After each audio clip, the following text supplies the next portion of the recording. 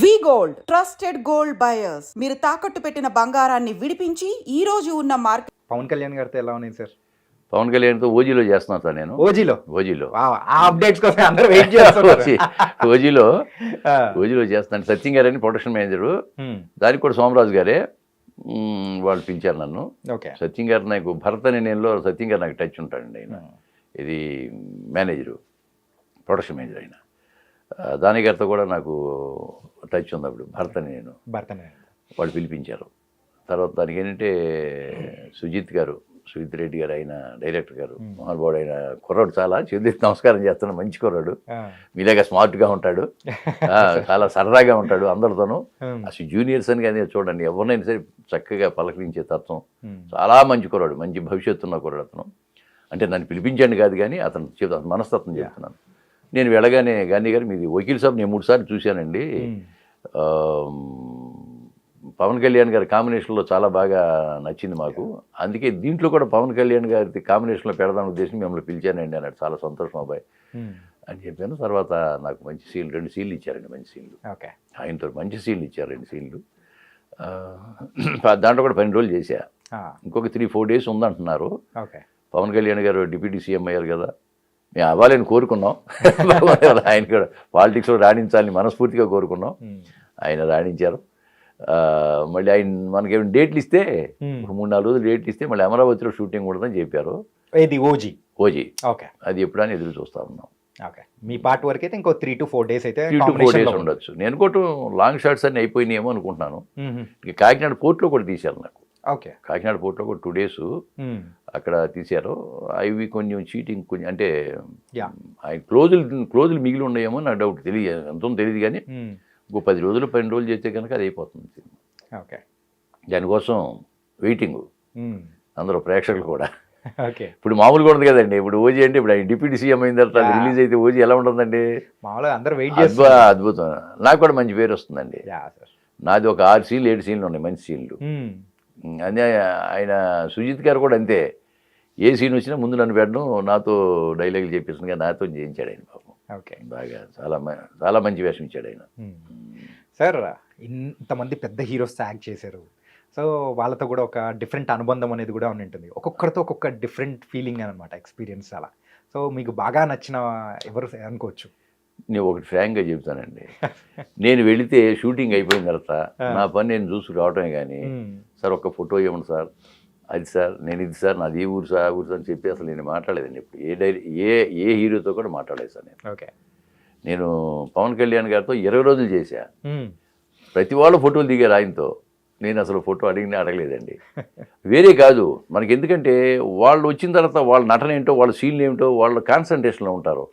మనం వెళ్ళి నా పేరు గాంధీ అండి, నాది మచిలీపట్నం, అది ఇది నేను ఉద్యోగం చేసి ఉండండి, అదేండి ఇవన్నీ ఎవరికి కావాలండి? వాళ్ళకి అవసరం కదా. మన పని ఏమిటి? మనం వెళ్ళి మన సీన్లు మనం చేసి రావటం.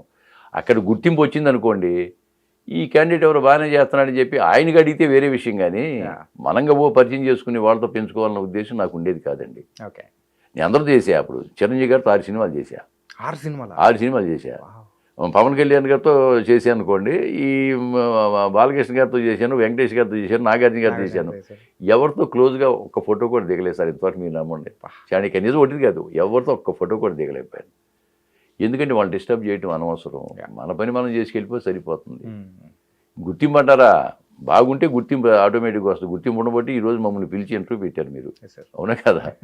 కాబట్టి మనకి వాళ్ళతో క్లోజ్గా మూవ్ అవ్వాలన్న ఉద్దేశం నాకు లేదు. కాకపోతే అందరు హీరోలు మంచివాళ్ళే, బాగా కష్టపడతారు కాబట్టి వాళ్ళని బట్టి సినిమాలు ఆడుతున్నాయి. 100 కోట్లు బడ్జెట్లు వాళ్ళ మీద తీస్తున్నారంటే అందరూ కష్టపడే మనస్తత్వం ఉన్న హీరోలే. Nice sir. స్టార్టింగ్ మీ గురించి విన్న తర్వాత నుంచి నాకు మాత్రం ఒకటి కొట్టేస్తుంది సార్. ఏంటంటే మీ పేరు సార్, సమ్మెట గాంధీ. ఓకే, సమ్మెట అంటే అది ఏంటి? ఇంటి పేరు సమ్మెట ఇంటి పేరు అండి. మాకు బందర్ దగ్గర ఏరియాల్లో మా వాళ్ళు ఉంటారు, సమ్మెట ఫ్యామిలీస్ మామూలుగా. గాంధీ అని పేరు రావడానికి కారణం ఏంటంటే 1946లో మహాత్మా గాంధీ గారు, అంటే మనకు స్వాతంత్రం రాకముందు, ఆయన కలకత్తా వెళ్ళేటప్పుడు విజయవాడలో దిగారు. ఆయన విజయవాడ రైల్వే స్టేషన్లో దిగారు. మహాత్మా గాంధీ ఇటు వస్తున్నాడు, విజయవాడ వస్తున్నాడు అని చెప్పేసి ఊళ్ళ నుంచి, అప్పుడు గాంధీవాదులు, మా నాన్నగారు కూడా గాంధీవాది, ఆయన కద్దరు బట్టలు వేసేవాడు, రాట్నం ఉడికేవాడు. నా చిన్నప్పుడు కూడా నేను కూడా ఉడికా. మా నాన్న రాట్నం ఉడికేవాడు. ఓకే. ఆ నూలు తీసుకెళ్ళి కాటన్ బట్టలు తీసుకొచ్చి కుట్టించేవాడు. మా నాన్నగారు కూడా 50 కిలోమీటర్లు నడుచుకుంటూ వెళ్ళి మా ఊరి నుంచి ఒక 50 మంది మహాత్మా గాంధీ గారిని కలిశారు షేక్ హ్యాండ్ ఇచ్చి. ఓకే. అప్పుడు ఫోటోలు ఏవి లేవు, కానీ మహాత్మా గాంధీ గారితో నేను చేయి కలిపానా అనేవాడు మా నాన్న. ఆ తర్వాత ఆయన కలిసి వచ్చిన తర్వాత నేను ఎప్పుడు 5 సంవత్సరాలు పుట్టాను, నా పేరు గాంధీ అని పెట్టాడు అంతే. అయితే అప్పుడు అంటే ఊళ్ళల్లో గాంధీ అన్న పేరు సాధారణంగా ఎవరు పెట్టుకోరండి. అవును సార్, చాలా రేర్. మహాత్మా గాంధీ గారి మీద అభిమానంతోనే మా నాన్నగారు నా పేరు గాంధీ అని పెట్టాడు. అంటే అప్పుడు ఏముండేదంటే మాది వ్యవసాయం కుటుంబం అండి, రైతు కుటుంబం అది. మా 3 బ్రదర్స్, నేను 4 బ్రదర్స్, నాకు 3 అన్నయ్యలు 3 అక్కయ్యలు, అందరూ వ్యవసాయమే. నేను ఒక్కనే అలా చీలీలా ఐడియావిడి వచ్చాను. అయితే అప్పుడు మాకు గడ్డి బళ్ళు వేసుకెళ్ళేవాళ్ళండి అమ్ముకుని. గడ్డి బళ్ళు అంటే గడ్డి తీసుకెళ్ళి ఒక సిటీకి, ఒక టౌన్కి వెళ్ళి అమ్మేవాళ్ళు. అప్పుడు మాకు పంటలు బాగా పండేవి కదా, గడ్డి కొంటాకు వచ్చేవాళ్ళు టౌన్కి. మా ఫాదర్ గడ్డి బండి కట్టుకెళ్తే అప్పుడు గడ్డి బండి 10 రూపాయలు ఉండేదట. గడ్డి పట్టుకుని ఊరు దాటి సరిహద్దుకి అవతలకి వెళ్ళారు. అప్పుడు ఎవరైనా మంత్రసాని వచ్చి డెలివరీ చేసేది. అవును, మా ఊరు ఒక మంత్రసాని ఉండేది, ఎరుకులు ఆవిడ. మొత్తం అందరూ అక్కడ దాదాపు మంది నేను అనుకోవటం ఒక 2000 డెలివరీ ఆవిడ చేసి ఉంటుంది ఆ రోజుల్లో. అంటే ఆవిడ డెలివరీ చేసిన తర్వాత ఎవరు మగపిల్లడు పుట్టాడని చెప్పి వెళ్ళి, మీకు మగపిల్లడు పుట్టాడయా అన్నా అంటే వెళ్ళి మా నాన్నతో, ఆవిడ పేరు గాంధీ అని చెప్పండి అని వెళ్ళిపోయాడు అంతే. ఆ విధంగా గాంధీ అని పెట్టాడు ఆయన పేరు. ఓకే సార్, ఇంతకు మీకు 3 అన్నయ్యలు 3 అక్కలు వీళ్ళందరూ ఉన్నారు కదా. అవును. సో వాళ్ళల్లో ఎవరికైనా కానీ ఈ కైండ్ ఆఫ్ పేరు ఏమైనా పెట్టారా? లేదు. పెద్ద ఆయన పేరు సుబ్బారావు, తర్వాత రాఘవయ్య, తర్వాత నాగేశ్వరరావు, నా పేరే గాంధీ. అందుకేనేమో సార్, ఏంటంటే మీకు ఆ పేరు పెట్టారు కాబట్టి మీకంటూ ఒక డిఫరెంట్ పాత్ అనేది సెలెక్ట్ చేసుకున్నారు. లేదులేండి, అంటే మా అన్నయ్యలు వాళ్ళు ఎవరు చదవలేదు కాబట్టి, ఆవిడంతా వ్యవసాయం చేసేవాడు కాబట్టి, మా నాన్నగారు ఏం చేశారంటే ఎలాగైనా వీడిని చదివించాలి, ఏదో ఒకటి చదివించాలి అని చెప్పి నాకు ఒక 5 కిలోమీటర్ల దూరంలో ఒక జడ్పీహెచ్ చేసుకునేదండి, ముందులూరు అని. అక్కడికి వెళ్ళి చదువుకున్నాను నేను. 5 కిలోమీటర్లు నడుచుకుంటే వెళ్ళేవాళ్ళు. ఓకే. ఎస్ఎల్సీ అయిపోయిన తర్వాత టీచర్ ట్రైనింగ్ చేశాను నేను మళ్ళీ మచిలీపట్నంలో, సెకండరీ గ్రేడ్. అప్పుడు మనకి 8th క్లాస్లో ఉండగానే జానకి బాయి గారని మా క్లాస్ టీచర్ మాతో నాటకం వేయించింది. చూడబోతే చుట్టాలు పట్టుకుంటే దయ్యాలని ఒక నాటికలో ఒక కామెడీ ఇంత హైట్ ఉండేవాడిని చిన్నగా. ఓకే. ఆ నాటకాలు వేసిన తర్వాత నాకు నాటకాల మీద ఇంట్రెస్ట్ కలిగింది. ఆగస్ట్ 15కి, శ్రీరామనవమికి, జనవరి 26 ఆ విధంగా ఎవరితోనో నాటకాలు డైరెక్షన్ చేయించి 10 నాటకాలు వేసేవాళ్ళం. ఆ విధంగా నటన మీద నాకు ఇంట్రెస్ట్ కలిగింది. నేను టీచర్ ట్రైనింగ్ అయిపోయిన తర్వాత మాకు రాధాబాయి గారే మా ఊళ్ళో టీచర్ ఉండేవాడు. ఆవిడ వాళ్ళ సిస్టర్స్ ఇక్కడ స్వరూపరాణి గారును పద్మజ గారని ఇక్కడ వర్క్ చేసేవాళ్ళు. స్వరూపరాణి గారు ఈసీఆర్లో చేసేవారు, పద్మజ గారి మా బీడీఏలో చేసింది ఆవిడ. వాళ్ళ దగ్గరికి పంపించింది. ఇక్కడేముందయ్యా, ఇక అక్కడికి వెళ్ళు, హైదరాబాద్లో ఉద్యోగం చూసుకోమని మా ఆవిడ 150 రూపాయలు ఇచ్చి పంపించింది నన్ను. వాళ్ళ పాపం 3 నెలలు ప్రైవేట్ కంపెనీలో పెట్టించి 3 సంవత్సరాల పాటు. ఆ తర్వాత బీడీఎల్లో పద్మజ గారు అని చేసేది, ఆవిడ రికమెండ్ చేసి బీడీఎల్లో జాబ్ ఇప్పించారు ఆవిడ. ఓకే. నన్ను ఒక తమ్ముడు కంటే ఎక్కువగా చూస్తున్నారండి. ఇప్పటికీ అదే రిలేషన్ మాకు, ఒక తమ్ముళ్ళలాగానే. వాళ్ళకి 8 ఇయర్స్ పైన ఉంటాయి, అయినా నన్ను ఒక తమ్ముళ్ళలాగా చూస్తారు. ఇంతవరకు ఆ రిలేషను అంటే నాకు ఎవరన్నా ఒక్కసారి ఒకటి మెయిల్ చేశారంటే వాళ్ళు ఎంతవరకు ఎప్పుడు మర్చిపోవడం అనేది నా జనంలో లేదండి. కానీ మీ మాటలోనే అర్థమవుతుంది సార్, ఏంటంటే మొదట అవకాశం ఇచ్చిన వాళ్ళు, సో ఎవరైతే ఇప్పటికీ అవకాశం ఇస్తున్న వాళ్ళందరికీ కూడా మీరు కృతజ్ఞతలు చెబుతూ అనేది కూడా మీరు కంటిన్యూ చేస్తున్నారు సార్. నిజంగా అదైతే హార్ట్ టచింగ్. ఎప్పుడైనా ఫంక్షన్లు కూడా అయినప్పుడు వెళ్ళే కానీ వాళ్ళు మామూలుగా గాంధీ మాకు తెలిసిన అతనాన్ని పరిచయం చేయరు. మావాడు, మా తమ్ముడు అని పరిచయం చేస్తుంటారు. నిజంగా చాలా మంది అంటే వాళ్ళు సొంత తమ్ముడే అనుకునేవాళ్ళు. ఓకే. అలాగుంది రిలేషన్, ఇప్పటికి కూడా అట్లాగే ఉంటుంది నాకు. సార్ మీకు అంటే ఏ యాక్టర్కి లేని ఒక ప్రత్యేకత అనేది కూడా మీకుంది సార్. మనం స్టార్టింగ్ ఇంట్రడక్షన్లో కూడా చెప్పుకున్నట్టు 3 నంది అవార్డులు, అది కూడా 3 డిఫరెంట్ రంగాల్లో. అవునండి సార్. నాటక రంగంలో ఏ నాటకానికి వచ్చింది సార్? అలసాని పెద్దనండి. అలసాని పెద్దన. ఓకే. అలసాని పెద్దన అది ఆకేళ గారు రాసింది. అది దుగ్గ్యాల సోమేశ్వరరావు గారిని ఆయన శ్రీనాథుడి నాటకం ఒకటి చేసేవాడు ఆయన డైరెక్షను. అలసాని పెద్దనేమో మన బిఎం రెడ్డి గారని ఆయనను ఆకేళ గారు డైరెక్ట్ చేశారు. దాంట్లో నేను శ్రీకృష్ణదేవరాయల పాత్ర వేశానండి. ఓకే. అది 2003లో. ఆ తర్వాత శ్రీనాథుడి నాటకం మేము అమెరికా తీసుకెళ్ళి 10 చోట్ల వేసి వచ్చామండి అప్పుడు 2003లో. ఓకే. నాటకాల మీద అక్కడికి వెళ్ళాను. ఇంగ్లాండ్లో మా అమ్మాయి ఉండేది, ఇంగ్లాండ్ వెళ్ళి నాటకాలు వేసి వచ్చాను. తర్వాత నాటకాలు ఇక్కడే ఇండియాలోనే కాదు, అక్కడ మలేషియా, సింగపూరు, ఇంగ్లాండ్, అమెరికాలో కూడా నాటకాలు ఆడి వచ్చామండి. సార్ ఇది మాత్రం కొంచెం డిఫరెంట్గా ఉంది సార్, ఎవరి దగ్గర కూడా వినలేదు. ఆ. అంటే వేరే దేశాల్లో కూడా మన నాటక రంగానికి అంత ప్రోత్సాహం అనేది కూడా ఆ రోజుల్లో ఉంది అని అంటే ఇట్ వాస్ గ్రేట్ ఫీట్. ఏముందంటే వాళ్ళకు కూడా మన ఎన్ఆర్ఐస్కి చాలా సరదా అండి అక్కడ. ఇది పద్య నాటకాలన్నా, ఓకే. మన తెలుగు మీద పద్యాలు ఏమన్నా అన్నా కానీ వాళ్ళకి బాగా సరదాగా ఉండేది. నేను మామూలుగా పద్యాలు కూడా పాడుతూ ఉంటాను, నేను మామూలుగాను సరదాగాను. ఈయన దాంట్లో అసలు అలసాని పెద్ద నాటకంలో పద్యనాటకం కాబట్టి పద్యాలు ఉంటాయి తెలుగు మీద.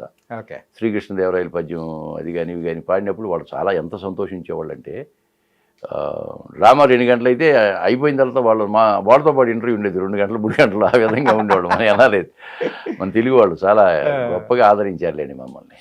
సార్ ఏమనుకోకపోతే సో చిన్నవాడిగా చిన్న రిక్వెస్ట్ సార్, ఏంటంటే ఆ శ్రీకృష్ణదేవరాయ గారి పాత్ర వేశారు కదా, అందులోంచి ఒక పద్యం ఏదన్నా. ఆయన శ్రీకృష్ణదేవరాయలు రాసిన పద్యం అప్పుడు తెలుగు లెస్ అని ఒక మంచి పద్యం రాశారు. అది అఖండ మాకు సక్సెస్ మీట్లో కూడా పాడుతుంటే బాలయ్య గారు చాలా సంతోషించాడు. బాలయ్య గారు ఏదన్నా పురాణాల నుంచి తీసుకొని వచ్చి చేస్తున్నాం అంటే ఫుల్ ఎంజాయ్ చేస్తారు. అవునవును, అదే ఆ తెలుగు మీద ఆయన రాసిన పద్యమే ఒకసారి మన ఛానల్ ద్వారా కూడా పాడదాం. తెలుగదేలయన్న దేశంబు తెలుగు ఏను తెలుగు వల్ల భుండ తెలుగు కండ ఎల్ల నృపులుగొలు వయరుగవే బాసాడి దేశ భాషలందు తెలుగు లెస్స.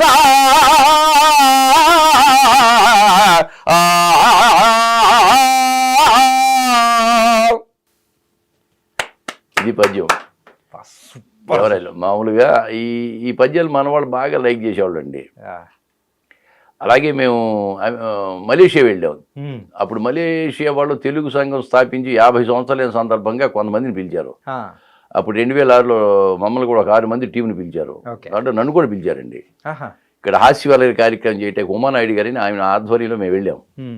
సరే, ముందు భరతనాట్యాలు, కూచిపూడి నాట్యాలు అరగంట నడుస్తుంటే లేచిపోతున్నారు జనం. వాళ్ళకి ఎక్కువ అంటే ఆ నాట్యాలు ఎక్కువ చూడలేక లేచిపోతుంటే హాస్యవాలయం చేయండి అన్నాడు ఆయన ప్రెసిడెంట్ గారు. నేను లేవగానే నేను అందరికీ మైకి పట్టిన అందరికీ నమస్కారం, మా చాలా సిగ్గుపడుతున్నాను అన్న ఆయన. వాళ్ళందరూ చూశారు ఏమిటి అని. ఏం లేదు, మీరందరేమో 3000 మంది పంచి కట్టుకుని పైన కండవా వేసుకుని ఇక్కడికి వచ్చారు, మేము హైదరాబాద్ నుంచి ప్యాంటు షర్టులో వచ్చినందుకు సిగ్గుపడుతున్నాను అన్నా నేను. అందుకే శ్రీనారాయణ రెడ్డి గారు పంచికట్టు మీద మంచి పద్యం పడి అది వినిపిస్తాం మీకు అని చెప్పి అది విన్నా. పంచకట్టుటలోన ప్రపంచాన మనగాడు, పంచకట్టుటలోన ప్రపంచాన మనగాడు, కండువాలేనిదే గడప దాటని వాడు, పంచభక్ష్యాలు తన కంచాన వడ్డించ గోంగూర కోసమై గుటకలేసేవాడు, ఎవడు వాడు ఇంకెవడు తెలుగువాడు.